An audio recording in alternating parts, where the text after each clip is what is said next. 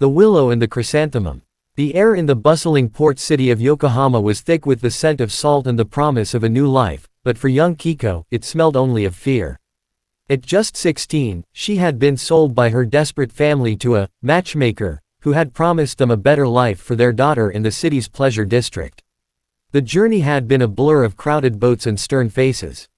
Now, she stood before the grand, ornate gates of a tea-house, her heart a frantic drum against her ribs. This was no ordinary tea-house, it was a cage of gilded bars and painted smiles, and Kiko was now its newest captive. Her name, she was told, was no longer Kiko.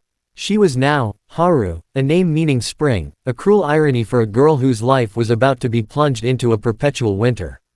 She was taught the delicate art of the geisha, the graceful dance, the haunting melodies of the shamisen, the art of conversation, and the intricate ritual of the tea ceremony. But beneath the layers of silk and powdered faces, a brutal reality simmered. Each day was a performance, a struggle to maintain a semblance of dignity while her body and spirit were slowly being sold piece by piece. The men who came to see her were a parade of fleeting faces, a wealthy merchant with a cruel glint in his eye, a young student who looked at her with a mix of pity and desire, a weary soldier seeking a temporary escape from his own nightmares. They saw her as a beautiful object, a fleeting pleasure, but they never saw Kiko, the girl who once dreamed of planting a garden and learning to read. Each night, as she lay on her futon, the scent of cherry blossoms from a nearby tree would drift through her window, a painful reminder of the simple, honest life she had lost. The other girls in the house, a sisterhood born of shared suffering, became her only family. They whispered stories of their past lives, their dreams, and their quiet resistance. Some spoke of escape, others of enduring until they could buy their freedom. Kiko, however, found her strength not in dreams of escape, but in the small acts of rebellion she could muster. She would secretly teach another girl to read, her finger tracing the characters on a hidden scroll. She would hum a forbidden lullaby from her childhood, a whisper of a forgotten world.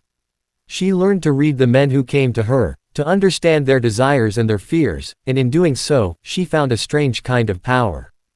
She wasn't just a doll for their amusement, she was an observer, a survivor.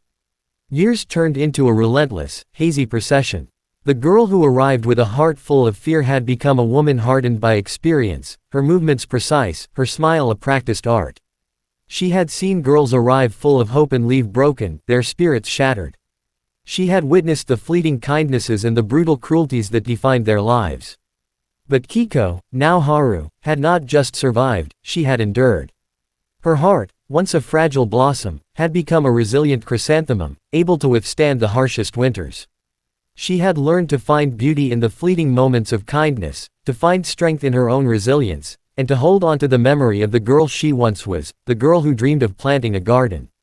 Her life was not what she had hoped, but she was a willow, bending in the wind but never breaking, her roots deeply planted in the soil of her own unwavering will. And in that, she found a quiet, powerful triumph all her own.